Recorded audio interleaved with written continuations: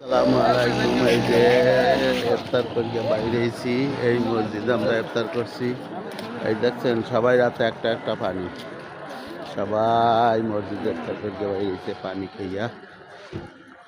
এখন নামাজ পড়িয়া বাইরেছি। এই যে মসজিদ, এই মসজিদে অনেক লোক হয়, আমরা সবাই মিলেমিশে ইফতার করি। দেখছেন এই যে মসজিদ। এখন যাব চা খাইতে। এখানে বাংলাদেশি, ইন্ডিয়ান, পাকিস্তানি সব মিলেমিশে আমরা ইফতার করি। সেটা সরকারি ইফতার, সরকারি ইফতার সবাই দেয়, একসাথে খাই, চলি ফিরি। এখন যাব আল্লাহ ছেলে একটু চা খাইতে। সবাই দোয়া করবেন। আজকে আলমগীর কয় রোজা আজকে? 7টা না 8টা? 8টা। আজকে 8 রোজা গেল। দোয়া করবেন সবাই। ওকে, ধন্যবাদ।